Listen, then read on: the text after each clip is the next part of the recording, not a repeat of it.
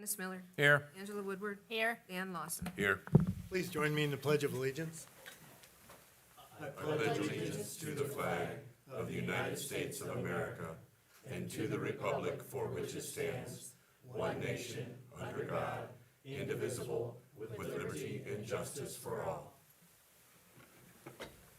good evening and welcome everyone to the November 19th meeting of the Ashland City Council.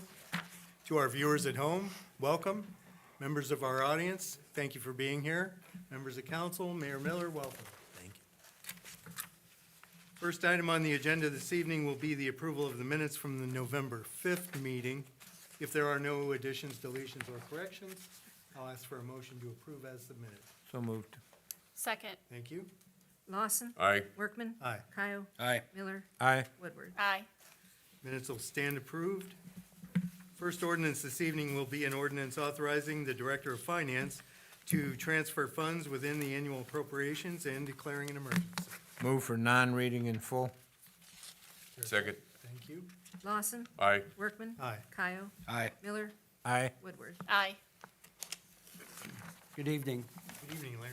The ordinance that you have before you this evening allows the city to transfer funds within the different fund types that are attached in the exhibit, including the general fund, the street, park, transit, police 60, the public debt, and the water funds.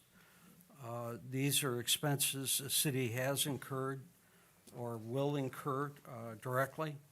And by doing that, it allows us to continue to positively meet the needs as they come in or as we are holding them now for this transfer. Very good. Any discussion, concerns? Hearing none, is there a motion to approve on the first reading? Move to approve. Second. Thank you. Workman. Aye. Kyle. Aye. Miller. Aye. Woodward. Aye. Lawson. Aye. I'll move to suspend the rules for 3 separate readings, 3 separate days. Second. Thank you. Kyle. Aye. Miller. Aye. Woodward. Aye. Lawson. Aye. Workman. Aye. Motion to approve the ordinance? So moved. Second. Thank you. Miller. Aye. Woodward. Aye. Lawson. Aye. Workman. Aye. Kyle. Aye. Ordinance 75-24. Next, we have an ordinance amending ordinance 11-14 relative to section 230.01B of the codified ordinances of the city of Ashland, Ohio, relative to the allocation of municipal income tax funds effective for the calendar year 2025 and declaring an emergency. Move for non-reading in full. Second. Thank you. Workman. Aye. Kyle. Aye. Miller. Aye. Woodward. Aye. Lawson. Aye. For several years, the income tax allocation, the amount that the city tax department takes in and then reallocates to the different funds has not changed. Previously, the general fund, the street, and the park were at 87%, 5%, and 8%. In doing that, that did not change the additional 0.5% that the city collects for the paving or the police or fire 60 funds. Most recently, we have been tracking that the street department for the last couple of years has been kind of lean because of that percentage. They were only gaining 5% of that 1.5% that we did collect. In reviewing it a little further, we believe that this ordinance brings it more in line. It allows the street department to earn about an additional $250,000 to operate for the coming tax year or calendar year, 2025. Does not change the 24 allocation. It only changes the 25 and going forward. This allocation can only be changed by you folks, and in doing that, it does allow the street division to earn a little extra money because in 2024, we've had to transfer money into the street division from the general fund. Instead of doing that in the coming years, this just allows us to allocate that income tax collection as we earn it and have it dispersed into the street division originally. If you recall earlier, I think even, it might have been 23, there was some equipment bought through the general fund in an effort to aid the street division. So this just kind of shores up the allocation, allows them a little more breathing room to operate because they've been kind of tight for the last couple of years, and this allows them that little flexibility. It's not anything to write home about. It's not that they'll be overcome with large amounts of money, because that's not going to be the case, but it does allocate it more reasonably, we believe. And as I made the comment to our finance director earlier, if there's one place that I think our taxpayers would want us to see us spend more money, it would certainly be in the work and the services provided by the street department. Sure. Because it impacts everyone immediately and directly. And you said that'd be an additional approximately 250,000? About 250,000, yes. And you're comfortable that that will kind of balance it at the end then? Are we Pardon me? kind of- Are you comfortable that that might balance it then at the end? Or will you still have to make a transfer? We're not anticipating a transfer in 2025. Okay. There might be, I'm not going to say never, because as soon as I do, something Sure. falls apart and then we have to fix it. But it isn't anticipated that we will be transferring funds to the street division in the coming year. Okay. Yeah. Cross our fingers and Yes, hope it works. but absolutely. Yeah, That makes a lot of sense. yeah. Yeah, the street division does so many different things for us. You know, they plow the roads, and they do so much of the behind the scenes that we really never see. And they have a lot of aged rolling stock out there. I think this is the first new truck that they have bought in about 5 years, if I'm not mistaken. And those aren't cheap investments. The truck alone, I believe, was almost $90,000, just the truck. And then you had to put a body and a snowplow and all that other stuff on top of it. So, but we don't think about that until it's snowing, and then all of a sudden, why, there we are, so. Any further discussion? Hearing none, is there a motion to approve on the first reading? So moved. Second. Thank you. Kyle, Aye. Miller, Aye. Woodward, Aye. Lawson, Aye. Workman. Aye. Again, I'll move to suspend the rules for 3 separate readings, 3 separate dates. Second. Thank you. Miller, Aye. Woodward, Aye. Lawson. Aye. Workman. Aye. Kyle. Aye. Motion to approve the ordinance? So Move moved. to approve. Second. Thank you. Woodward, Aye. Lawson. Aye. Workman. Aye. Kyle. Aye. Miller. Aye. Ordinance 76-24. Next, we have an ordinance providing for the 2025 temporary appropriations for the city of Ashland, Ohio, to meet ordinary expenses of said city and pursuant to the authority of the Ohio Revised Code, Section 5705.38, and declaring an emergency. Move for non-reading in full. Second. Thank you. Kyle. Aye. Miller, Aye. Woodward, Aye. Lawson. Aye. Workman. Aye. This ordinance is really just standard language. If we are not able to produce a 2025 appropriations between now and the end of the year, it allows us to continue to function for a period of time in 2025, pay the bills, make the payroll, things like that. It is just a temporary fix. It is not something that is permanent in any way, shape, or form. It allows us to operate for the first 3 months of the year. All right. Any discussion? No? Hearing none, is there a motion to approve on the first reading? So move. Second. Thank you. Miller, Aye. Woodward, Aye. Lawson. Aye. Workman. Aye. Kyle. Aye. I'll move to suspend the rules for 3 separate readings, 3 separate days. Second. Thank you. Woodward, Aye. Lawson. Aye. Workman. Aye. Kyle. Aye. Miller. Aye. Motion to approve the ordinance? So moved. Second. Thank you. Lawson. Aye. Workman. Aye. Kyle. Aye. Miller. Aye. Woodward. Aye. Ordinance 77-24. All right. Moving through the agenda here, we have no resolutions, no public hearing items, no old business or new business, unless council has something to bring forward. That brings us right to Finance Director's report. I really have no report more than what we've already discussed this evening. Thank you. Thank you, Larry. And with that, we'll move right to council comments. Mr. Kyle? I don't think I have anything tonight. All right. Thank you.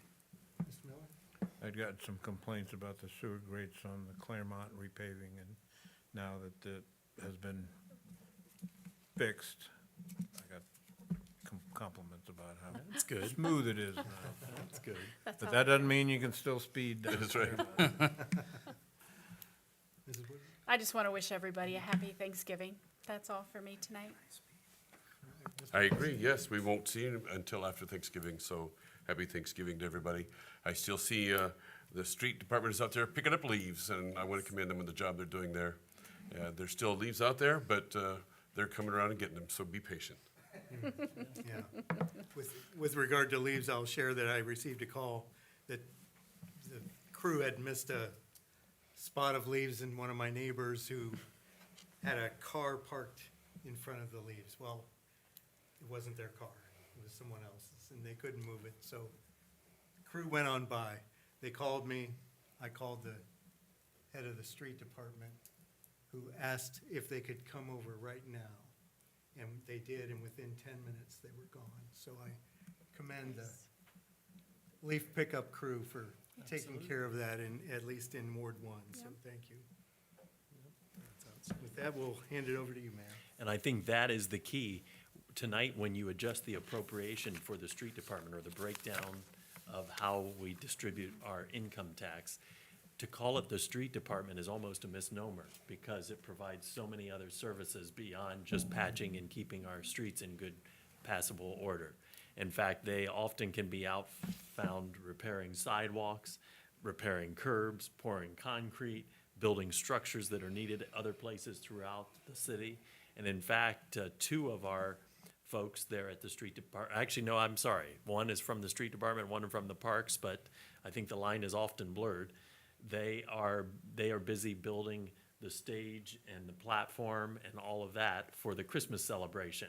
Because if you remember, last year, we had a driver run into our stage in front of the Christmas tree and destroy it, but that might be a blessing in disguise because it gave us the opportunity to build it bigger this year so that it's more in proportion with the tree and can accommodate more folks easily. So a lot of people get their pictures taken there, so this will look better than ever. And also the configuration of how the judges are positioned at our parade will be better than ever this year. We always get a lot of complaints because they're on the back of a tractor trailer that takes up a lot of room at the intersection of Main and Claremont. Well, this year, the team has built just a beautiful place for those judges and announcers to sit. And I'm telling you, the products that they produce out of that street department could rival anything that you'd find in a bigger city. And quite honestly, they are doing it for fractions of a penny compared to what it would be if we actually bought the products they're producing from a vendor. So we are very grateful to have their support. And that leads right into one of the first things I wanted to say is a big thank you to the city crews for taking down all the autumn decorations this week and removing the pumpkin people. I had a person mention to me this morning, they said, it is eerie how empty downtown looks without the bunting and the lights across the street. And they made the observation that they say sometimes you don't realize what you have until it's gone.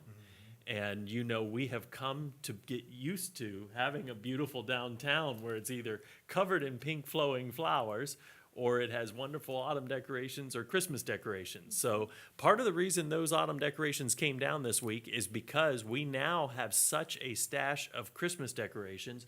we have to start putting them up before Thanksgiving so that they're all in place by the time December rolls around. So please be patient with anyone that is heading downtown, and maybe our crew has a section blocked off or there's no parking signs, but it's so that they can get to the proper places across the street to get the decorations up for the holiday. And I have a feeling we'll have a few extra visitors this year. And I say that largely because of what is unfolding out at the children's home at Freer Field. I shouldn't have said the children's home is an old term. You don't hear that used anymore, right? We used to always call it the children's home, but Freer Field and Freer Home out there, the designers are actually putting the final touches on Candy Cane Trail. I think you've already seen different pieces show up on social media and so on, that it is bigger and better than ever this year. When we concluded last year's season, the donors, the Poor Balls, the owners of Grandpa's Cheese Barn, were so pleased with the response that the community gave them for that gift to the city of Ashland and Ashland County. They were on a mission to make it even better this year. And one of the things we often discussed was, why don't we attempt to set the world record for having the most and the greatest light display here in the city of Ashland? Well, on December 1st, Sunday, December 1st, at 5:30 p.m., we are inviting everyone in the community to come out to Freer Field and be a part of the grand kickoff of Candy Cane Trail 2.0. It is now 3/4 of a mile long, the total distance, because they've added some additional pavement out there at Freer Field.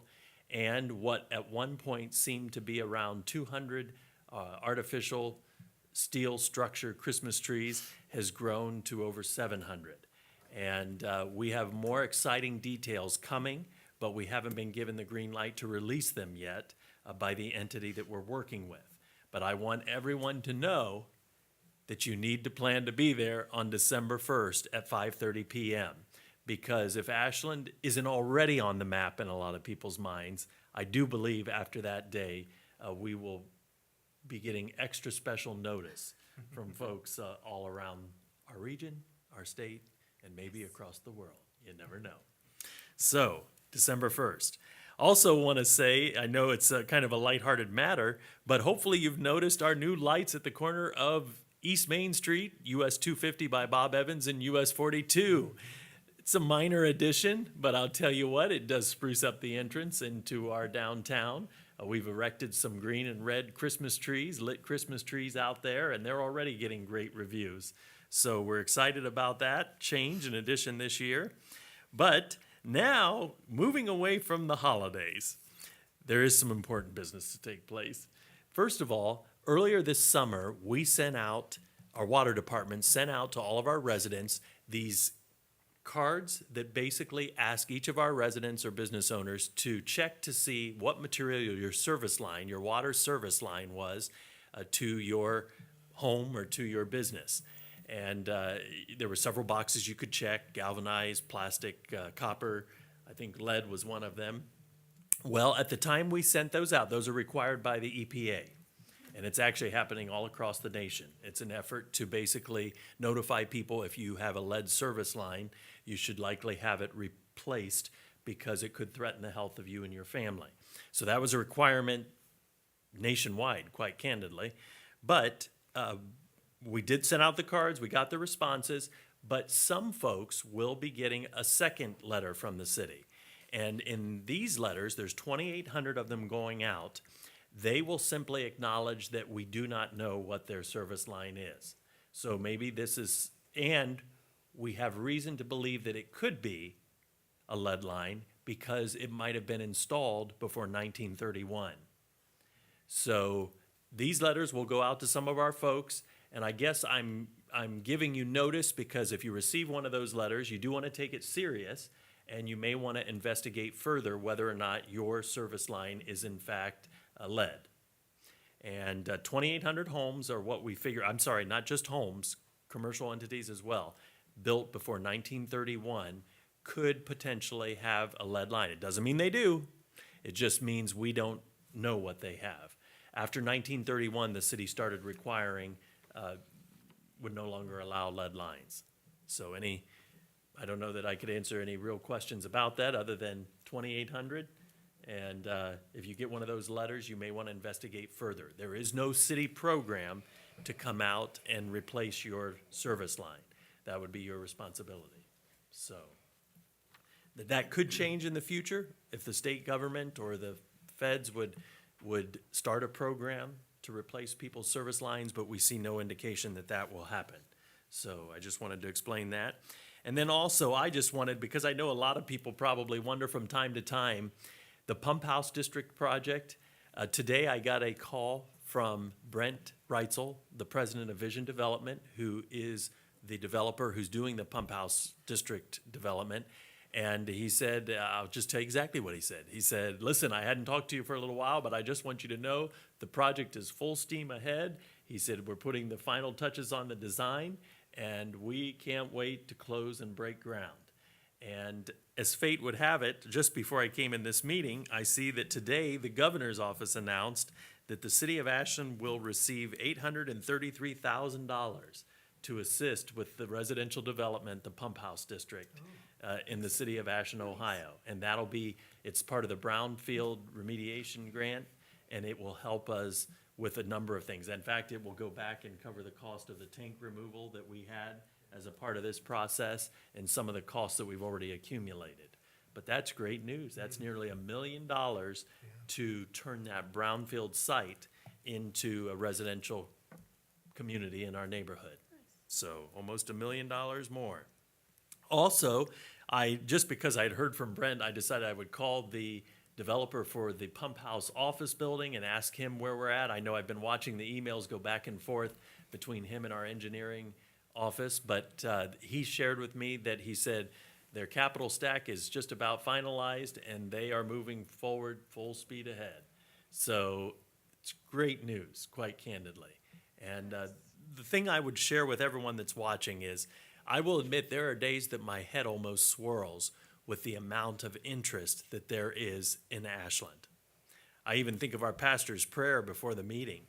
I'll tell you, it gives me chills because the number of developers, new developers that we have not been working with, that continue to reach out to our community and they want to find a site for a project. And that's everything from bringing a business here to putting up a new warehouse to building condos, apartments, and new homes. And this is an exciting chapter in Ashland's history. It's also one that makes your jobs and my job more critical than ever, because we will be talking a lot about infrastructure over the next coming months and years. Because as we know, we have aging infrastructure, and when we're accommodating more businesses and more homes and more residential dwellings, we are going to have to, in some instances, maybe upsize some of the pipes that we have under the ground in various places. We'll figure out the financing. Actually, we should just leave that up to Larry. But it is, those will come with a price tag. Those will come with a significant price tag, but they're all worthwhile investments, and we're just glad that, let's face it, the more people we have living here and do business here, the more affordable or the more manageable it will be to pay for those loans and those projects that will be needed to upgrade our city. So I just want people at home that are watching, I know that you don't always have a front row seat to what's happening here in the city, but it is truly incredible, and we have every reason to be excited about the future of the city of Ashland. Now, I would just note that contract negotiations have begun. Believe it or not, 3 years have passed, so that's with the police, fire, and so on. So those are underway. We're just getting started, so we don't have many details in that regard. And then, in addition to that, I would ask, especially since your agenda's light, if the council would consider going into executive session to discuss the possible sale of several properties. Certainly. One question, the update on the transit building? Oh, that's a great question. It's very timely. We did get good news from our consultant that we're working with on that project that's helping us navigate the federal grant process. And I would expect that if you ask that question next month, you'll have a very exciting and positive answer. Yes. Take- In fact, it may come by the end of this month, but it's very positive. And I think that's all on my list. All right, Yep. very good. Thank you, Mayor. With that, then we'll move to comments and questions from our audience. If anyone has anything they'd like to address council with, you're more than welcome to step up to the podium. Now's your opportunity. All right, seeing none then, is there a motion to move to executive session? So moved. Second. Thank you. Lawson. Aye. Workman. Aye. Kyle. Aye. Miller. Aye. Woodward. Aye. All right, we are adjourned to executive session. There will be no action taken. We will have to stay here because I have to put some of this information up on the screen, so. Great. But we thank you for joining us.